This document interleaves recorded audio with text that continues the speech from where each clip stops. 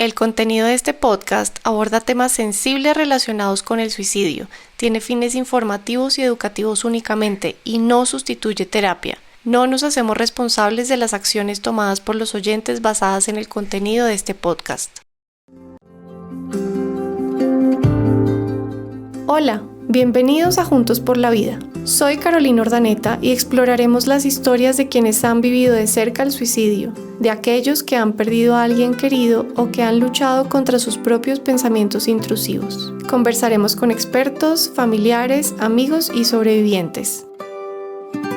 Este es un podcast producido por relatores y grabado en los estudios de Fiona Records. Hola Carmen, ¿cómo estás? Bienvenida a mi podcast Juntos por la Vida, un podcast de prevención al suicidio. Quise traer a Carmen porque yo la sigo en redes. Carmen es psicóloga, no sé cómo llegué a ella, no tengo ni idea cómo llegué, pero me encantan todo su contenido, siempre resueno un montón contigo, porque no solamente hablas desde el psicóloga, sino desde lo que vives. Eres vulnerable en redes, transmites lo que muchos sentimos de una manera, no sé, con unas palabras que le tocan a uno el corazón, porque uno también siente, pues yo por lo menos, siento muchas de las cosas que tú dices. Y lo haces con una valentía, porque también trabajas temas en redes como trauma, que por eso vamos a hablar hoy de trauma, y lo haces de una manera pues muy contundente, muy directa, pero a la misma vez amorosa. Entonces, bienvenida, gracias por estar acá. Antes de que te presentes un poquito, quiero contarles a todos de qué se va a tratar este episodio. Muchas personas que se quieren suicidar lo quieren hacer porque se sienten una carga en sus entornos, porque sienten, en palabras sencillas, que sus familiares o sus amigos o su pareja estarían mejor sin ellos. Y este episodio se va a tratar específicamente de eso. Entonces, bienvenida, quédense acá hasta el final para que puedan ver cómo vamos evolucionando esta conversación y llegar ojalá a respuestas o si no más preguntas, no lo sabemos, pero llegaremos allá. Y ahora sí, si te quieres presentar, bienvenida. Hola Caro, gracias por esta invitación, me siento honrada de estar aquí. También te sigo en redes sociales y tu contenido es maravilloso. Tampoco sé cómo nos encontramos en todo este mundo, pero qué bueno que nos encontramos y qué bueno estar aquí contigo hoy. Pues muchas gracias. Cuéntanos un poquito qué tipo de psicóloga eres, qué es trauma y por qué te especializaste en trauma. Así cortico para que tengamos tiempo para lo que vinimos, pero para entender. Maravilloso, estudié psicología. ¿Y por qué estudié psicología? Que eso explica también por qué me especializo en trauma y es por mi propia experiencia de vida. Trataba de entender mis heridas y sobre todo el vínculo con mi mamá y con mi papá que fue tan complejo. Y luego, posteriormente, hice una maestría en psicoterapia integral y llevo alrededor de 5 años estudiando el trauma complejo. Digamos que el enfoque que utilizo terapéuticamente y que me gusta es el psicodinámico, que está basado en teoría psicoanalítica, no es psicoanálisis en sí, pero estudio también el psicoanálisis. Ok, pues bienvenida. Gracias. Qué rico tenerte acá otra vez. Y entonces ahora sí, ¿cómo sé que hay personas que piensan eso? Porque en mi comunidad, no sé, debo tener cientos y cientos de mensajes de personas que me escriben que tienen pensamientos suicidas y muchos de ellos me dicen eso. Me dicen, es que yo soy parapléjica y entonces mis hijos estarían mucho mejor sin mí. O es que yo no tengo trabajo, solo soy una carga económica y mi familia estaría mucho mejor sin mí.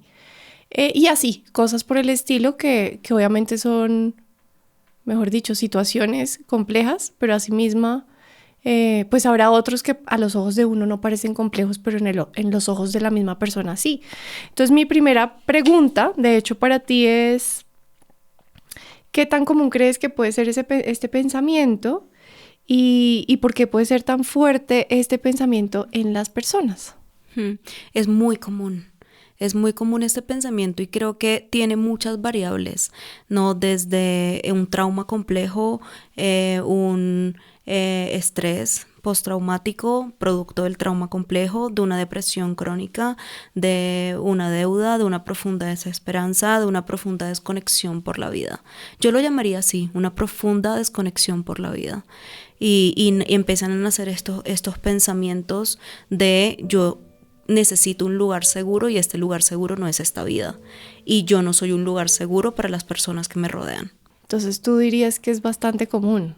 Es bastante común, es bastante común. De hecho, yo tuve varios intentos de suicidio en mi adolescencia y aún, de hecho, ayer lo hablaba con una amiga, aún con todos los años que llevo yendo a terapia y todo lo que trabajo en mí misma, a veces se me pasa el pensamiento, ¿sabes? Como qué sería de las personas que me rodean si yo no estoy, ¿no? Pero nace desde una profunda desesperanza y desde un profundo dolor, ¿no? Hay que hablar del dolor de la persona que está teniendo estos pensamientos y es un dolor que fragmenta el alma. Gracias por contarnos eso tan íntimo también tuyo. Y también quería empezar justo hoy este episodio validando ese pensamiento. Así es. De tantas personas que lo tienen, porque no nos vamos a ir solamente a los sobrevivientes, vamos a entender que este pensamiento puede ser normal y puede ser usual y puede estar en muchas personas, y si lo estás sintiendo, pues no eres el único.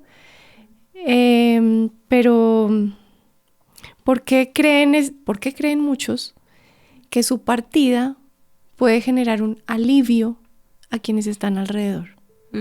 Principalmente porque se sienten una carga y quieren alivianar el malestar en las personas que lo rodean.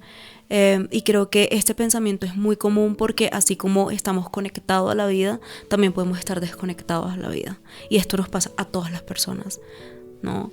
Y creo que se debe hablar de esto, se debe hablar de esto sin miedo y sin tabú, porque así como estamos un día muy bien o una época de nuestra vida muy bien, en otra época o en otros días no podemos estarlo, ¿no? Y esto nos hace humanos. Estos pensamientos también nos hace humanos, de querer desconectarnos, de querer un lugar seguro para las personas que nos rodean. ¿Quién no quiere un lugar seguro para las personas que nos rodean? Es que es curioso cuando hablamos del suicidio que muchos decimos que es eso, que es como casi que uno estar desconectado con la vida, pero ¿cómo uno puede estar tan desconectado con la vida cuando está tan preocupado por quienes lo rodean a uno? Pero es que esa desconexión nace desde una profunda como desconexión o una profunda desconexión con la relación que uno tiene con uno mismo, ¿no? Y esa profunda desconexión que uno tiene con uno mismo pesa tanto y duele tanto y se siente tan cargado que uno no quiere transmitirle eso, transferirle eso a las personas que uno ama, ¿no? Entonces creo que nace desde un lugar también de mucho amor por las personas que uno ama, ¿no? Desde un profundo reconocimiento del otro, ¿no? Entonces creo que por eso se tiene que hablar también, porque a veces pensamos que cuando nace este pensamiento suicida somos egoístas, ¿no? Porque no estamos pensando en el dolor de otras personas, pero creo que puede suceder, y no generalizo, que es todo lo contrario, es un profundo amor porque las otras personas no nos tengan que cuidar, no seamos una carga, no se desgasten con nosotros. Ahí está, y eso nos va a conectar al último punto del que vamos a hablar, pero vamos por pausa, vamos por partes. Así es. Entonces, ya sabiendo que muchas personas pueden hacer esto como casi un acto de desconexión consigo mismo, pero casi como un acto de amor hacia los demás, ¿no? Pensando, yo creo que ellos pueden estar mejor sin mí. Hoy lo que quiero acá, pues, es desmentir un poco eso. Pues digo un poco porque uno no sabe, pero quiero desmentir ese pensamiento. Y para eso, pues vamos a hablar del trauma que se genera en los sobrevivientes. Sobrevivientes, para los que nos estén oyendo, pues somos las personas que estamos alrededor de alguien que se ha suicidado. No es el que tuvo un intento fallido, somos las personas que estamos alrededor, que quedamos con un trauma gigantesco y vamos a hablar de ese trauma. Entonces, en plastilina, Carmen, quiero que nos digas un poco básicamente qué es un trauma y por qué el trauma de los sobrevivientes pues es así, es realmente tan traumático, valga la redundancia. Claro, yo creo que antes de contestarte esa pregunta, me gustaría como brevemente hablar de la connotación colectiva que significa el suicidio, porque es una connotación de la familia no lo apoyó, la familia como no se dio cuenta, los seres cercanos como no estuvieron ahí para esa persona, o esa persona tenía muchas deudas, o vivió un trauma complejo en su infancia, o abusaron de esta persona, o tenía una relación compleja con sus hermanos, con su familia. Y yo creo que esta connotación acerca del suicidio influye muchísimo en el sobreviviente, porque no solamente está viviendo el dolor de la pérdida, ¿no? Que aquí hay trauma, en la pérdida hay trauma, y ya les voy a explicar un poco qué es el trauma, ¿no? Pero también hay muchas preguntas, muchísima vergüenza también. No, entonces, ¿qué es un trauma? El trauma es una ruptura en el ser, es cuando quedamos como rotos, como descompuestos, como confundidos de no saber qué sucedió, y eso impacta en nuestro yo. Y especialmente en el sobreviviente es, ahora, ¿quién soy sin esa persona? Ahora, por mucha culpa, porque no me di cuenta, ¿no? ¿Qué pude hacer de más? También mucha culpa porque muchos sobrevivientes se sienten, y esto hay que hablarlo también, una parte es una especie de alivio, ¿no? Entonces hay mucha confusión emocional, y eso es trauma, ¿no? La confusión de no saber qué acaba de suceder y que crea una ruptura interna. Eso se considera el trauma complejo, esa especie de, yo siempre lo explico como un papel, ¿sabes? Como si tuviéramos una hoja de papel, y esa hoja de papel representa una persona, y es como si rompieran la hoja por la mitad. Así, ese es el trauma, quedamos divididos, quedamos fraccionados, y por eso muchas veces las personas, los sobrevivientes, cuando le preguntan qué sucedió, dicen, es que no sé poner en palabras el dolor, o no sé poner en palabras lo que sucedió, porque están fraccionados completamente. ¿Hay como una escala en trauma? Uh-huh. ¿Existe o eso no existe? No existe. No existe, porque es que el dolor que estás sintiendo tú no lo puedo comparar con el dolor que estoy sintiendo yo, y sería un poco, hay un autor que a mí me gusta mucho que se llama Gabor Maté, ¿no? Y él dice, claro, él en una casa, ¿no? En una dinámica donde todos estamos viviendo situaciones complejas, puede que una persona lo sienta de este grado y otra lo sienta de este grado, pero este grado es válido y es importante y es trauma. Lo que llaman sensibilidad emocional. Claro, lo que llaman sensibilidad emocional, y también como si analizamos una familia, un papá no es el mismo papá con un hijo que con otro hijo, ¿no? Entonces hay realidades diferentes para todas las personas que lo están viviendo, y esto también sucede en una dinámica cuando uno de los integrantes fallece por suicidio, ¿no? Que todas las personas lo están sintiendo desde lugares muy diferentes, y la realidad de cada persona es distinta. De acuerdo. Entonces, imaginémonos que estamos en algún lugar, en una familia, alguien se suicida y quedan los que están alrededor. ¿Cómo empieza esa vida para ellos? Como para que todos nos podamos dar un poco una imagen de cómo es ese trauma pongámosle un nombre, Juanita. A Juanita se le suicidó su hermana.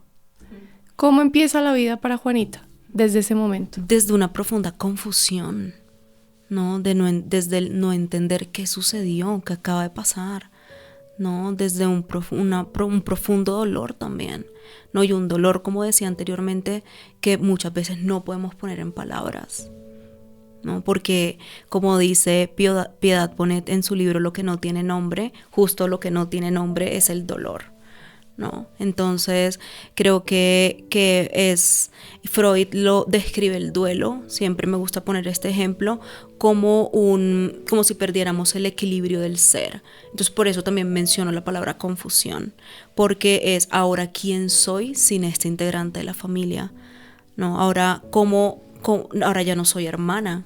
Ahora Juanita no tiene un hermano o una hermana. Ahora la mamá ya no tiene un hijo. Y ahora, ¿quién soy yo sin ese hijo o sin esa hermana? Entonces creo que es reconstruir nuestra realidad nuevamente. Pero eso es lo que sería casi que en cualquier duelo. Eso sería casi que en cualquier duelo, pero creo que en el fallecimiento por suicidio hay mucha más confusión desde el ser. Porque, a ver, si tu papá fallece, tu papá fallece por cáncer, tú sabes que tu papá fallece por cáncer. No quiere decir que podamos comparar el dolor, porque se me hace un poco atrevido, pero es que acá no hay respuestas. No, acá queda una profunda confusión, culpa, vergüenza social, ¿no? Entonces creo que esto es lo que lo hace profundamente traumático. Y hablemos un poco de la culpa. Por favor. No quiero hacer preguntas, quiero que me digas lo que quieras con respecto a la culpa. La culpa yo la asocio mucho a la responsabilidad, ¿no? Entonces, si era mi hermano, ¿por qué no me di cuenta? O si era mi hermano, ¿por qué me sentía cansada de cuidarlo o de cuidarla? O si era mi hermano, ¿por qué no hice de más?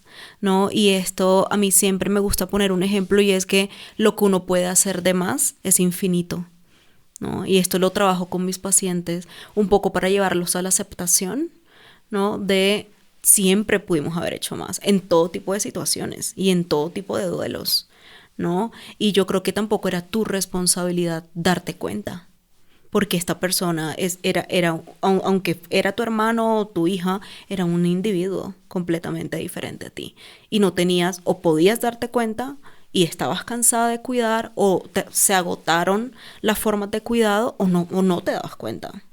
De acuerdo. Quiero, justo ahorita antes de entrar acá, te leí un pedacito de un documento y quiero que lo leamos porque creo que lo dice muy, muy claro. Lo tengo acá. En un documento que les dejo abajo si quieren para que lo puedan ver, que es por qué se les llama supervivientes.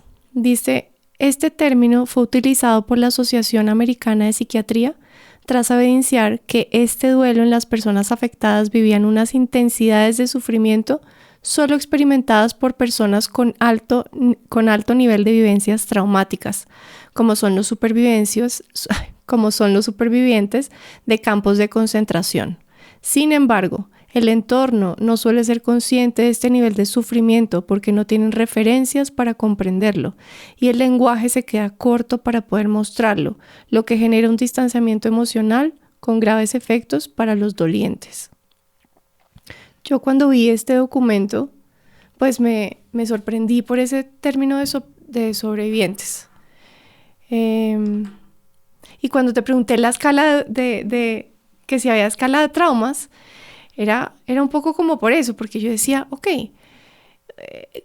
que alguien se muera, lo que tú dices, como por un accidente o como por una enfermedad, va a doler. Es que ¿quién ha dicho que no va a doler demasiado eso? Y nadie puede cuantificar ni medir el dolor de nadie. Pero cuando es por suicidio, más allá del dolor, lo que tú dices, no sé ni cómo ponerlo en palabras. Claro, y por eso se le denomina trauma complejo, porque no poderlo poner en palabras es fraccionamiento, ¿sabes? Es una persona que vive abuso sexual, cuando le pregunto en consulta, o ni siquiera le pregunto porque lo dicen, y es que no tengo la sensación física, pero no sé poner en palabras lo que sucedió, ¿no? Y un poco lo traigo aquí, y yo si te pregunto cómo puedes poner en palabras lo que sucedió, ¿no? Que creo que lo has dicho 2 veces, es que ni siquiera sé, ¿no? Pero seguramente sientes, pues en tu cuerpo está registrado el dolor, y eso es trauma. ¿Y un trauma por cuántos años puede estar un trauma en una persona? Porque también los que se quieren ir, digamos, dirán como no, pues sí, va a quedar traumatizada, pero 6 meses, 1 año, y después va a salir su vida rapidito adelante, o Cuéntanos un poco ese proceso del trauma. Hay traumas que nunca se superan, Caro. Hay traumas que si tú tienes 60 años, si Juanita, voy a traer a Juanita, tiene 60 años y recuerda la infancia con su hermano, va a revivir el dolor, ¿no? Una persona que vive abuso, si se va a su niñez, va a sentirse profundamente triste. Entonces el trauma, digamos que yo le llamo la bestia. Puede sonar un poco fuerte, pero yo le llamo la bestia porque la bestia llega y se va. Entonces creo que es aprender a vivir sin esa persona, pero sobre todo aprender a vivir con ese dolor y esa ruptura que crea internamente. Y esa bestia, como la llamas, ¿no? ¿Qué sería el trauma? ¿Qué sería el trauma? Como dices, bien y va. A mí me da risa, yo tengo una prima, ella oye todos mis episodios, me va a oír, no voy a decir cuál es el nombre, pero me va a oír. Ella siempre me dice, es que tú tienes que seguir trabajando, te ha pasado mucho tiempo, tienes que seguir trabajándote. Pues claro, han pasado 20 años desde que se murió mi hermano, obvio, me trabajo. Pero pues sí, el trauma sigue, o sea, el trauma sigue. Entonces, como para que estas personas sepan que, jue madre, por más trabajo que uno haga, la bestia viene y se va, viene y se va, viene y se va. ¿Y qué tantas áreas de la vida pueden verse afectadas por un trauma como ser sobreviviente de suicidio? Todas las áreas porque estamos creando vínculos constantemente, ¿no? Entonces, y aquí me gustaría decir algo, y es que por más que trabaje o que trabajemos en nosotros mismos, eso no tiene nada que ver con la capacidad que tenemos de gestionar el dolor. Y eso es súper importante porque podemos ser conscientes de nuestros detonantes, de nuestros dolores, de nuestra vergüenza. Y eso no quiere decir que seamos débiles o que no hayamos trabajado. Eso quiere decir que somos seres humanos que vivimos un trauma complejo y la bestia viene y se va, ¿no? Y entonces yo creo que la sanación no consiste en que la bestia desaparezca, sino en reconocer que está ahí, en integrar nuestra historia, en integrar la pérdida. Imagínate, toda una vida trabajando, toda una vida uno trabajando en integrar ese trauma, ¿no? Ese trauma. Y además hay personas que pueden tener varios traumas. Claro. Uno sobre otro. Uno sobre otro. Y súmale que en familias usualmente donde ha habido un suicidio, pues tenemos 20% o hasta 30% más probabilidades de que otro se suicide. Entonces es trauma tras trauma, ¿no? Sí, más lo traumático que implica vivir, ¿no? Porque poco se habla de esto, pero vivir es puede ser profundamente doloroso por el contexto social, cultural, político, influyen muchísimas variables. Así es. Dijiste, en este episodio, pues en este podcast hablamos de todo. Así es. Y dijiste brevemente, y no podemos pasar por alto, que algunas personas pueden sentir alivio. Claro. Hablemos un poquito de eso.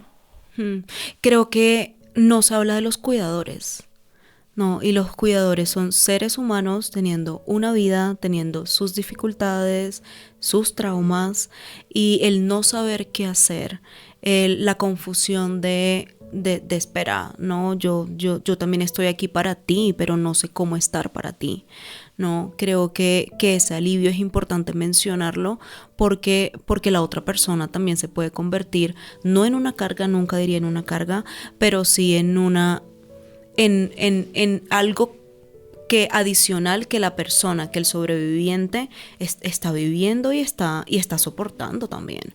Entonces yo creo que es válido mencionar que se puede sentir alivio cuando la persona ya no está. Somos seres humanos y el ser humano es muy complejo, entonces no hay algo plano, ¿sabes? No hay algo que se considere plano, y con esto me refiero a si una persona está mal, tú tienes que sentir empatía y lo tienes que ayudar siempre. No, porque también hay una carga emocional. Pero es lo que tú decías, usualmente ese alivio nunca viene solo. Así es. Ese alivio viene acompañado por culpa. Sí.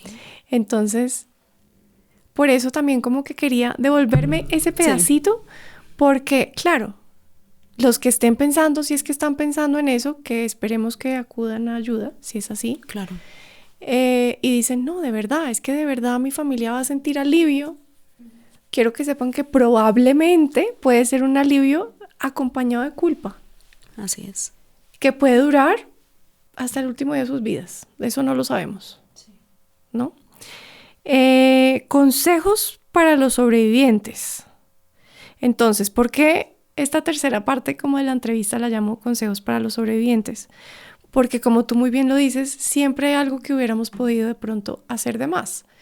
Y está esa culpa, y está la vergüenza, y está pues todo lo que conlleva. Entonces, ¿qué recomiendas para empezar a sanar? Wow, es una gran pregunta.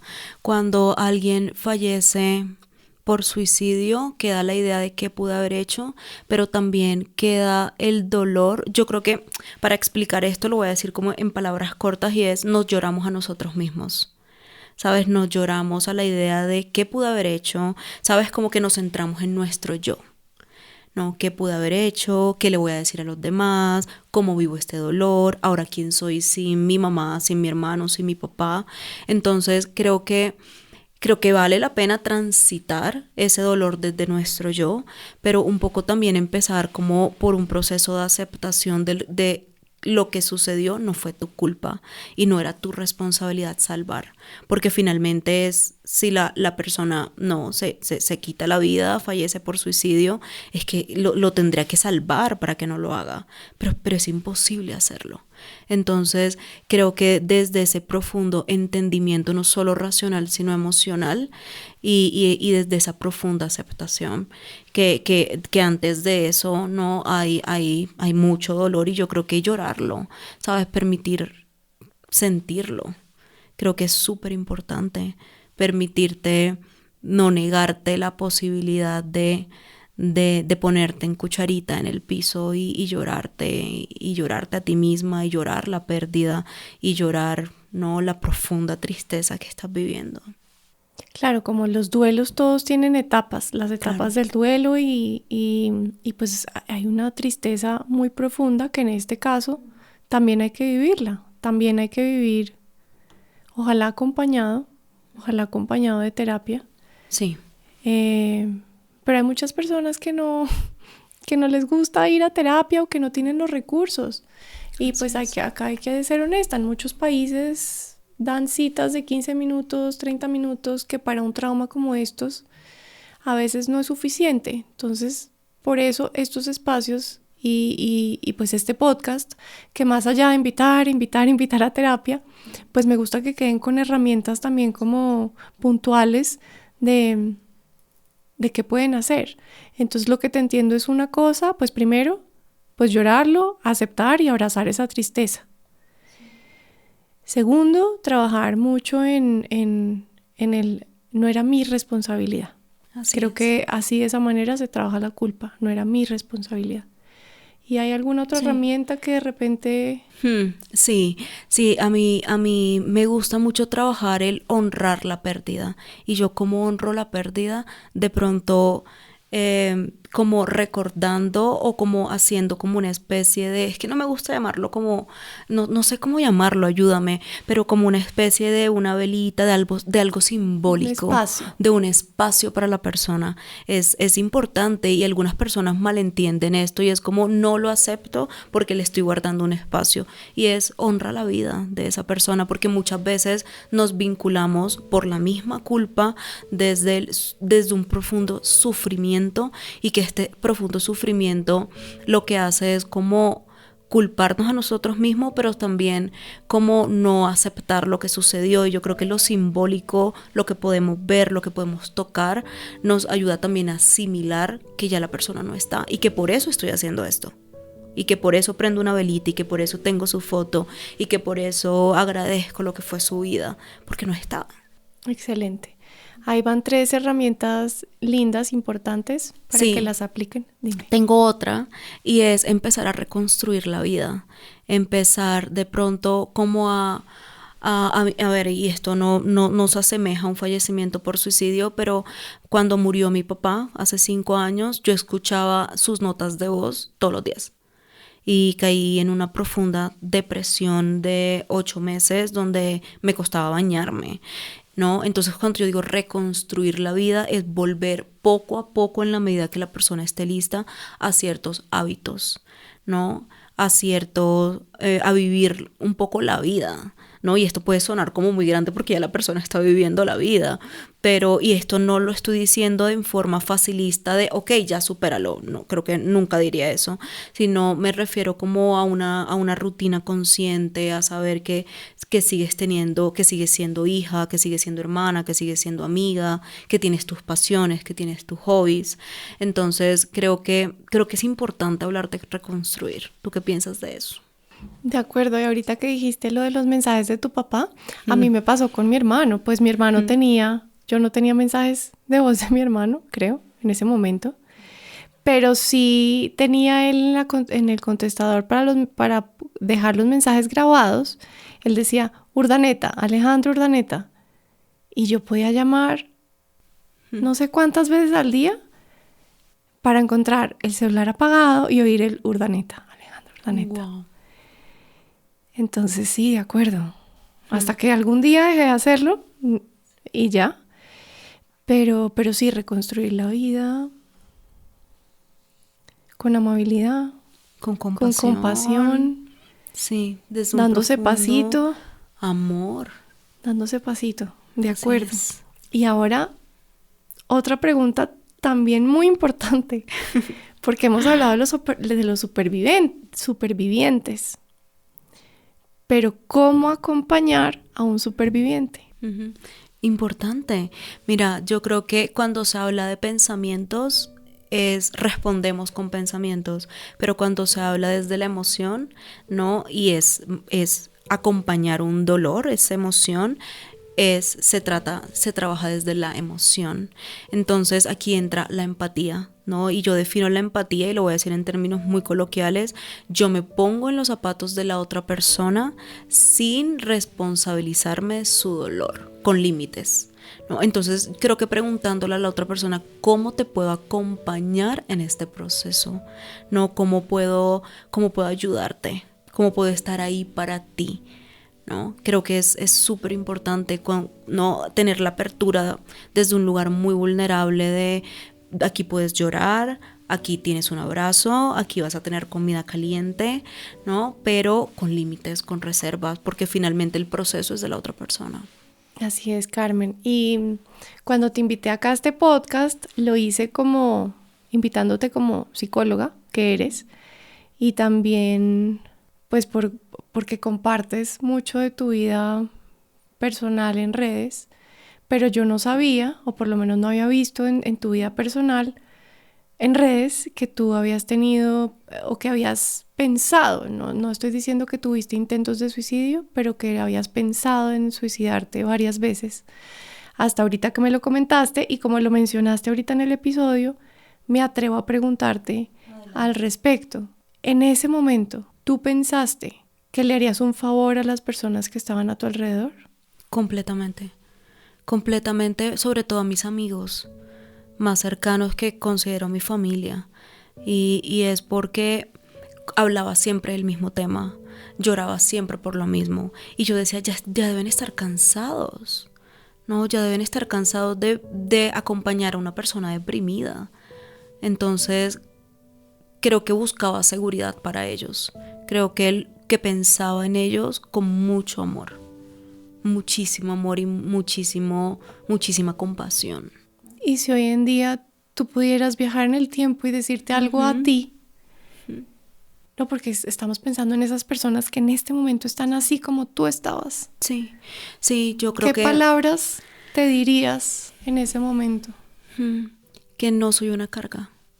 No, que mis amigos están ahí a través del amor, de la compasión, que mi terapeuta, que mi psiquiatra están ahí, que no estoy sola, no, que tengo muchísimo amor y muchísima familiaridad a mi alrededor y que no lo haga, porque la vida puede ser muy compleja, pero también la vida es buena y que el dolor puede pesar menos, sí puede pesar menos.